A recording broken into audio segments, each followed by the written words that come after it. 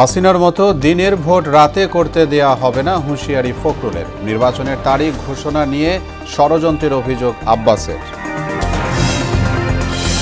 বাংলাদেশি পণ্যে শুল্ক কমিয়ে 20% করল যুক্তরাষ্ট্র।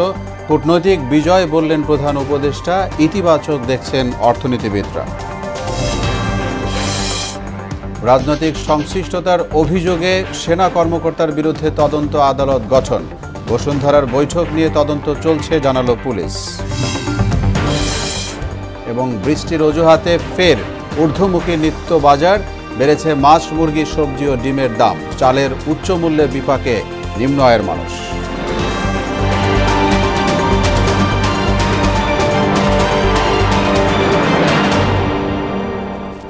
আসসালামু আলাইকুম।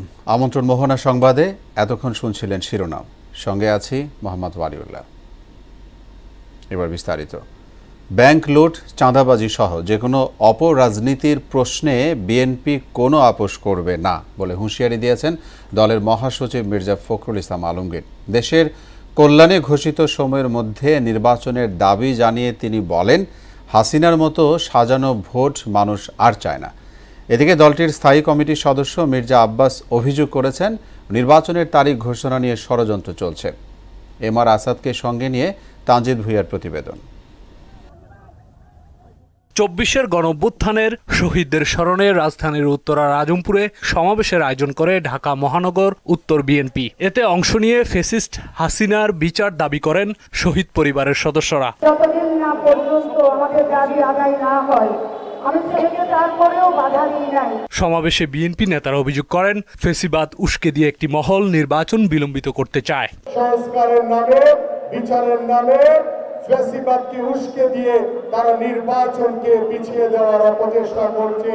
এবং সেই জনগণের সরকার ২৪-এর গণঅভ্যুত্থানের বীর শহীদদের স্মরণে তাদেরকে রাষ্ট্রীয় মর্যাদা দেওয়া হবে। আর দলের মহাসচিব বলেছেন, আওয়ামী লীগকে নিশ্চিহ্ন করা না গেলে দেশের মানুষ পরিপূর্ণ মুক্তি পাবে না। দিনের ভোট আর রাতে করতে দেওয়া হবে না বলেও হুঁশিয়ারি দেন মির্জা ফখরুল। যারা অন্যায় করে, যারা মানুষের সঙ্গে বেইমানি করে, যারা মানুষকে বোকা বানাতে চায়, মানুষকে বোকা বানিয়ে লুটপাট করতে চায়, তাদের শেষ পরিণতি এটাই যে তাদেরকে পালিয়ে যেতে হয়। তাদের বিরুদ্ধে আমাদের কোন রকমের আপোষ থাকবে না। বাংলাদেশের মানুষ যদি চায় যে আমরা এই দেশটাকে সুন্দর করব, তারা আমরা করতে পারবো। বাংলাদেশের পণ্যে যুক্তরাষ্ট্র শুল্ক কমানোয় অন্তর্বর্তী সরকারের প্রতি কৃতজ্ঞতা জানান বিএনপি মহাসচিব। পররাষ্ট্র দপ্তর এবং এই মন্ত্রীরা আলোচনা করে এটা কমিয়ে 20% নিয়ে এসেছে। এদিকে জুলাই শহীদদের স্মরণে রাজধানীর যাত্রাবাড়িতে সমাবেশের আয়োজন করে ঢাকা মহানগর দক্ষিণ বিএনপি। এতে দলের স্থায়ী কমিটির সদস্য মির্জা আব্বাস বলেন, গণঅভ্যুত্থানের বছর না ঘুরলেও অনেকে টাকার কুমির হয়েছেন। এনসিপি নেতাদের পুলিশি নিরাপত্তা দেয়া নিয়ে প্রশ্ন তুলেন তিনি। নির্বাচনকে তারা সুষ্ঠুভাবে না হওয়ার জন্য যত প্রক্রিয়া আছে তারা সেগুলা করার চেষ্টা করবে। মানুষকে বোঝাবে যে বিএনপির বিরুদ্ধে ভুল বুঝাবে তারা মানুষকে। এনসিপির ঘাড়ে সওয়ার হয়ে বিতর্কিত একটি দলের নেতারা মন্ত্রী হওয়ার স্বপ্ন দেখছেন বলেও মন্তব্য করেন মির্জা আব্বাস। এটা একটা পরগাছার মতো অনেকটা, কখনো আওয়ামী লীগের ঘাড়ে পাড়া দিয়ে মন্ত্রী হন, আবার কখনো বিএনপির ঘাড়ে সওয়ার হয়ে মন্ত্রী হন। তানজিদ ভুঁইয়া, মোহনা সংবাদ, ঢাকা। জুলাই সনদ বাস্তবায়নের সকল প্রক্রিয়া সম্পন্ন হয়েছে বলে জানিয়েছেন বিএনপির স্থায়ী কমিটির সদস্য সালাউদ্দিন আহমেদ। 51টি বাদে বাকি সব সুপারিশে ঐকমত্য কমিশনের সাথে একমত পোষণ করেছে বিএনপি। এছাড়া আগামী ফেব্রুয়ারিতে নির্বাচন অনুষ্ঠানে কোনো বাধা দেখছেন না বলে জানান বিএনপির স্থায়ী কমিটির সদস্য নজরুল ইসলাম খান। দুপুরে চট্টগ্রামের হাটহাজারীর দারুল উলুম মইনুল ইসলাম মাদ্রাসার মহাপরিচালকের সঙ্গে সাক্ষাৎ শেষে তারা এসব কথা বলেন। ফেব্রুয়ারিতে নির্বাচন হওয়ার পথে কোনো বাধা দেখছি না। যেহেতু কোনো বাধা দেখছি না, সেহেতু এটা নাও হতে পারে এরকম দুশ্চিন্তা করার তো কোনো কারণ নাই। আমরা আশা করি জুলাই জাতীয় সনদ এখনো স্বাক্ষরিত হয় নাই, বাট গতকালকে পর্যন্ত সবার ঐকমতের ভিত্তিতে সমস্ত মৌলিক বিষয়গুলো একত্রিত করে সনদ হয়েছে। আমরা 826টি মোট প্রস্তাবের মধ্যে 51টি বাদে 51 বাদে বাকি সবগুলোতে একমত হয়েছি। বাংলাদেশ থেকে আমদানি করা পণ্যের উপর বাড়তি 20% শুল্ক আরোপ করেছে যুক্তরাষ্ট্র। 35 থেকে 15% কমিয়ে এই হার নির্ধারণ করা হয়েছে। শুক্রবার শুল্ক নিয়ে হোয়াইট হাউস এই ঘোষণা দেয়। শুল্ক হার কমাকে ইতিবাচক হিসেবে দেখছেন অর্থনীতি বিশ্লেষকরা, আর একে কূটনৈতিক বিজয় বলে আখ্যায়িত করেছেন প্রধান উপদেষ্টা অধ্যাপক মোহাম্মদ ইউনুস। রেজা খানের রিপোর্ট। নির্বাচনে বিজয়ী হওয়ার পর বাণিজ্য ঘাটতি দূর করতে বাংলাদেশ থেকে আমদানি করা পণ্যে 37% রেসিপ্রোকাল বা পারস্পরিক শুল্ক আরোপ করেন মার্কিন প্রেসিডেন্ট ডোনাল্ড ট্রাম্প। পরে তা মাত্র 2% কমিয়ে 35% নির্ধারণ করে 1 আগস্ট থেকে কার্যকরের সিদ্ধান্ত জানানো হয়। চলমান 15% শুল্কের সঙ্গে বাড়তি 20% যোগ করে এখন থেকে মোট 35% শুল্ক দিতে হবে বাংলাদেশকে। তারপরেও এই ঘটনাকে ইতিবাচক হিসেবে দেখছেন বিশ্লেষকরা। প্রাথমিক রিয়াকশন হলো আমার এটা দুই দিক থেকে, মানে এটা স্বস্তিকর। একটা হলো টোটাল রেসিপ্রোকাল ট্যারিফটা 35-এর থেকে এটা 20-এ নেমে আসলো, সুতরাং আমরা হারের দিক থেকেও প্রায় অর্ধেকের কাছাকাছি। আমাদের তো প্রোডাক্ট স্পেসিফিক ট্যারিফ আগে থেকেই আছে, যেটা 15 থেকে 16%, সুতরাং তার সাথে অ্যাড হবে। কিন্তু সেটা শুধু আমাদেরই অ্যাড হবে না, সেটা আমাদের কম্পিটিটরদেরও অ্যাড হবে। সুতরাং কম্পিটিশনের দিক থেকে আমরা তেমন কোনো ডিসঅ্যাডভান্টেজে থাকবো না। তবে এই পুরো ইনক্রিজ 20% যে অ্যাডিশনাল ট্যারিফ, এটা যদি সামহাও ভোক্তার কাছে পাস অন করা হয় পুরাটা প্রাইস ইনক্রিজ করে, তখন কিন্তু ওভারঅল ডিমান্ড পড়ে যাবে। এতে পাকিস্তানের ওপর 19%, আফগানিস্তানের 15%, ভারতের 25%, ব্রাজিলের 10%, ইন্দোনেশিয়া এবং মালয়েশিয়ার 19% এবং ভিয়েতনামের ওপর 20% শুল্ক আরোপ করা হয়েছে। আমরা ইন্ডিয়া থেকে ভালো আছি, ইন্ডিয়া 25%, আমরা 20%, ভিয়েতনামের সমান সমান আছি। পাকিস্তান আর ক্যাম্বোডিয়া আমাদের চেয়ে একটু বেটার পেয়েছে, কিন্তু খুব বেশি ডিফারেন্স না, অনলি 1%।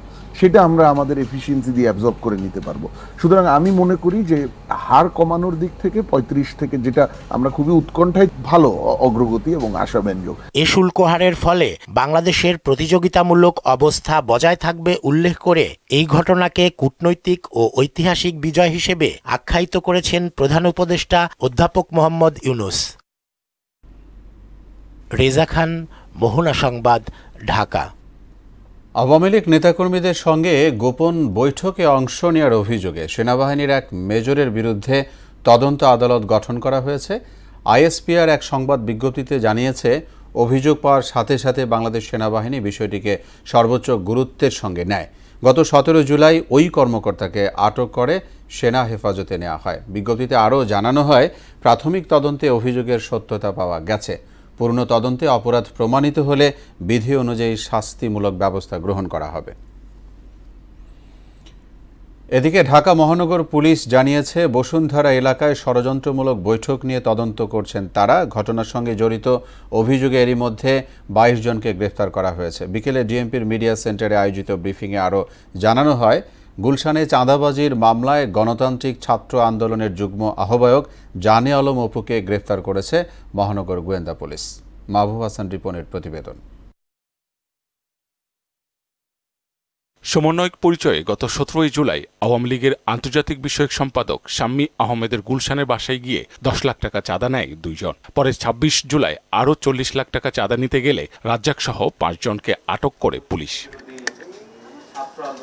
একই ঘটনায় শুক্রবার গণতান্ত্রিক ছাত্র আন্দোলনের যুগ্ম আহ্বায়ক জানে আলম অপুকে গোপীবাগ থেকে গ্রেপ্তার করে ঢাকা মহানগর গোয়েন্দা পুলিশ। পলাতক ব্যক্তির নাম জানে আলম ওরফে তপু, যে কিনা নিজেকে বৈষম্য বিরোধী ছাত্র আন্দোলনের সমন্বয়ক হিসেবে পরিচয় প্রদান করে। আজ সকালে রাজধানীর গোপীবাগ হতে জানে আলম ওরফে তপুকে গ্রেফতার করা হয়। ডিএমপির মুখপাত্র জানান, আগস্ট ঘিরে ঢাকায় নিরাপত্তা নিয়ে কোনো শঙ্কা নেই। যে কোনো পরিস্থিতি মোকাবেলায় প্রস্তুত আইন শৃঙ্খলা বাহিনী। সাম্প্রতিক সময়ে রাজধানীর আইন শৃঙ্খলা পরিস্থিতি বিনষ্ট করার জন্য কিছু লোক বিভিন্নভাবে অপচেষ্টা অব্যাহত রেখেছে। তারই প্রেক্ষিতে আমরা আমাদের যে গোয়েন্দা নজরদারি সেটা অব্যাহত রেখেছি এবং আমাদের যে প্রিভেন্টিভ কাজ সেগুলো অব্যাহত রেখেছি। বসুন্ধরা এলাকায় একটি কনভেনশন সেন্টারে আওয়ামী লীগ নেতাকর্মীদের গোপন বৈঠকের ঘটনাটি গুরুত্ব দিয়ে পুলিশ তদন্ত করছে বলেও জানান তিনি। এই ঘটনার সাথে জড়িত থাকার অপরাধে ইতিমধ্যে 22 জনকে গ্রেফতার করা হয়েছে।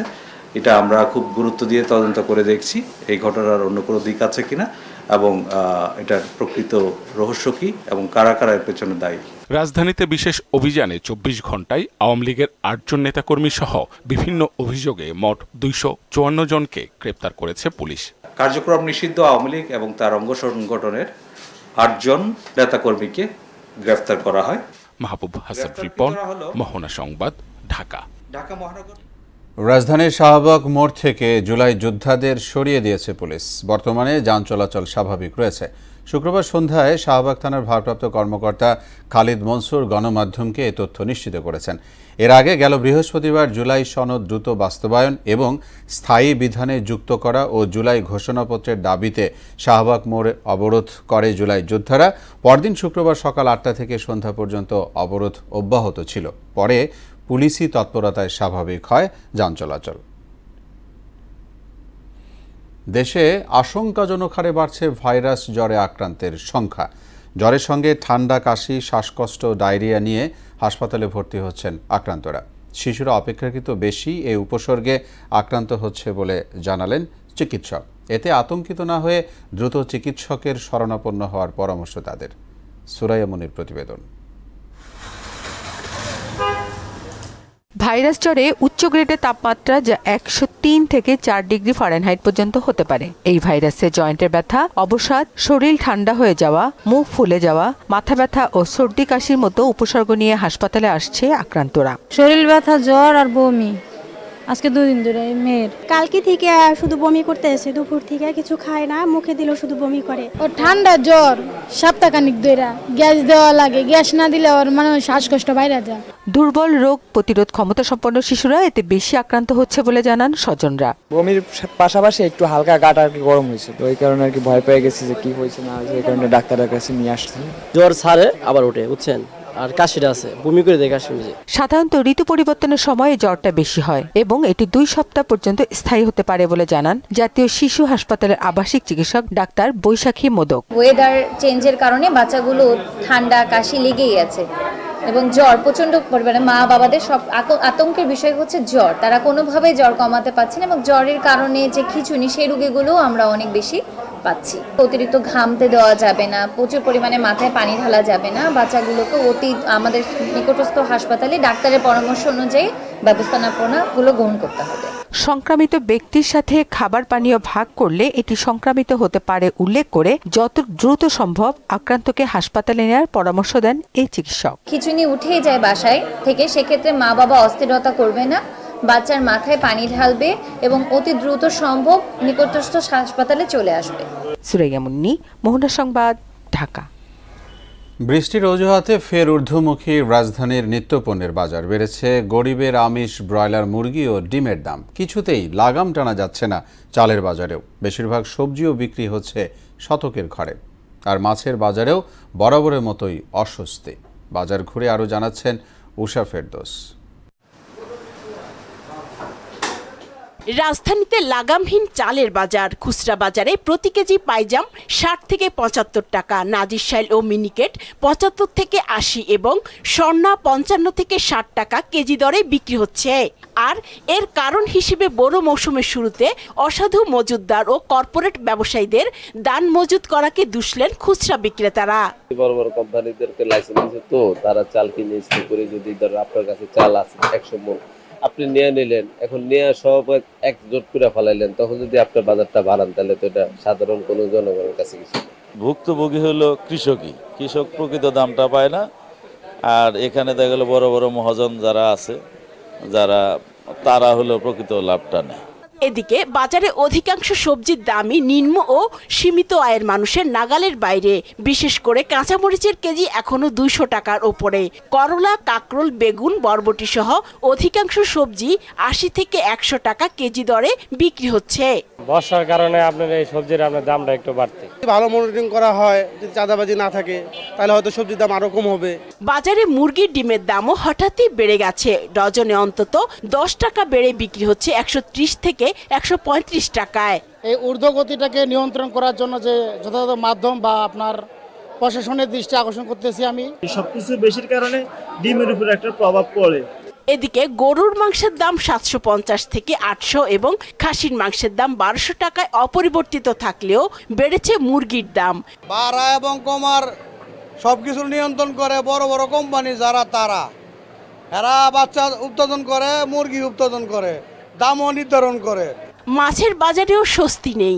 ইলিশ মাছের দাম বরাবরের মতোই নিম্ন ও মধ্যবিত্ত মানুষের নাগালের বাইরে।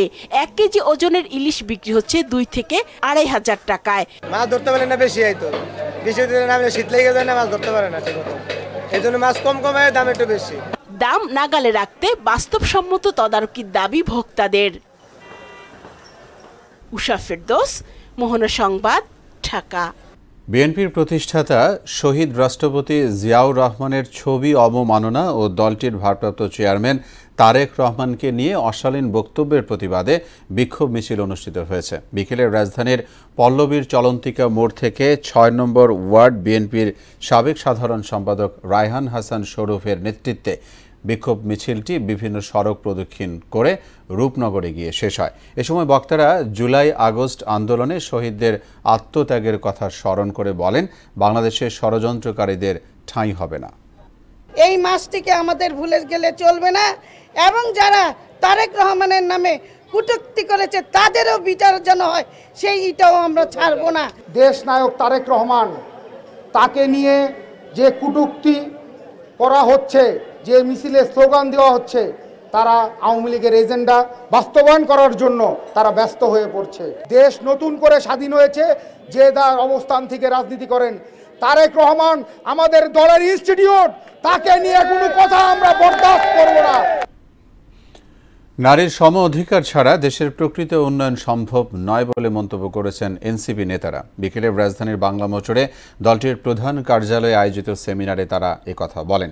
নতুন রাজনৈতিক বন্দোবস্তে নারীদের নিরাপত্তা ও মর্যাদা নিশ্চিত করারও দাবি জানান তারা। পরিবর্তিত রাজনৈতিক বাস্তবতায় নারীর অধিকার ও নিরাপত্তা নিশ্চিত করা এখন সময়ের দাবি বলে মন্তব্য করেন এনসিপি নেতারা। এবার আন্তর্জাতিক প্রসঙ্গ। গাজায় ইসরায়েলি হামলায় গত 24 ঘন্টায় নিহত হয়েছে আরও অর্ধশতাধিক ফিলিস্তিনি। নিহতদের মধ্যে 23 জন ত্রাণ নিতে গিয়ে গুলিবিদ্ধ হয়ে মারা যায়। এদিকে ইসরায়েলের বিরুদ্ধে অনাহার নীতির অভিযোগে গাজায় ত্রাণ কেন্দ্র পরিদর্শন করবেন ট্রাম্পের মধ্যপ্রাচ্য বিষয়ক বিশেষ দূত স্টিভ উইটকফ। বিস্তারিত কাজী শাহরিনের ডেস্ক রিপোর্টে। যুদ্ধ বিধ্বস্ত গাজায় নেই তিল পরিমাণ নিরাপদ স্থান, আশ্রয় কেন্দ্র, হাসপাতাল কিংবা ত্রাণ বিতরণ কেন্দ্র। কোনো স্থানই রেহাই পাচ্ছে না নেতানিয়াহু সেনাদের প্রাণঘাতী হামলা থেকে। দিন যতই গড়াচ্ছে বাড়ছে বর্বরতার মাত্রা ও নিহতের তালিকা। একের পর এক হামলা চালিয়ে গত 24 ঘন্টায় ইসরায়েলি সেনারা আরও 51 ফিলিস্তিনিকে হত্যা করে। নিহতদের মধ্যে 23 জন ত্রাণ নিতে গিয়ে গুলিবিদ্ধ হয়ে মারা যায়। এছাড়া আহত হয় 70 জনেরও বেশি। ইসরায়েল ও যুক্তরাষ্ট্র সমর্থিত ত্রাণ বিতরণ কেন্দ্রগুলো যেন পরিণত হয়েছে নতুন মৃত্যুফাঁদে। এমন অভিযোগের ভিত্তিতে শুক্রবার ইসরায়েলে নিযুক্ত মার্কিন রাষ্ট্রদূত মাইক হাকাবের সঙ্গে গাজার বিভিন্ন ত্রাণ কেন্দ্র পরিদর্শন করবেন ট্রাম্পের মধ্যপ্রাচ্য বিষয়ক বিশেষ রাষ্ট্রদূত স্টিভ উইটকফ। এদিকে গাজার স্বাস্থ্য মন্ত্রণালয় বলছে 21 মাসেরও বেশি সময় ধরে চলা ইসরায়েলি তাণ্ডবে উপত্যকাটিতে প্রাণহানি ছাড়িয়েছে 60,200। এদের মধ্যে 18,592 জনই শিশু। কাজী শাহরিন, মোহনা সংবাদ। এ ছিল এখনকার মতো সংবাদ। শেষ করব তার আগে শিরোনামগুলো জানাবো আরও একবার। হাসিনার মতো দিনের ভোট রাতে করতে দেয়া হবে না, হুঁশিয়ারি ফখরুলের। নির্বাচনের তারিখ ঘোষণা নিয়ে ষড়যন্ত্রের অভিযোগ আব্বাসের। বাংলাদেশি পণ্যে শুল্ক কমিয়ে 20% করল যুক্তরাষ্ট্র। কূটনৈতিক বিজয় বললেন প্রধান উপদেষ্টা, ইতিবাচক দেখছেন অর্থনীতিবিদরা। রাজনৈতিক সংশ্লিষ্টতার অভিযোগে সেনা কর্মকর্তার বিরুদ্ধে তদন্ত আদালত গঠন। বসুন্ধরার বৈঠক নিয়ে তদন্ত চলছে জানালো পুলিশ। এবং বৃষ্টির অজুহাতে ফের ঊর্ধ্বমুখী নিত্যপণ্যের বাজার, বেড়েছে মাছ, মুরগি, সবজি ও ডিমের দাম। চালের উচ্চ মূল্যে বিপাকে নিম্ন আয়ের মানুষ। সবাইকে আবারও শুভেচ্ছা। পরবর্তী সংবাদ রাত 12টায় দেখার আমন্ত্রণ রইল। এছাড়া মোহনার সবশেষ খবর জানতে ভিজিট করুন www.mohana.tv। সংবাদ দেখতে পারেন ফেসবুক ও ইউটিউবেও। এতক্ষণ সঙ্গে থাকায় ধন্যবাদ সবাইকে।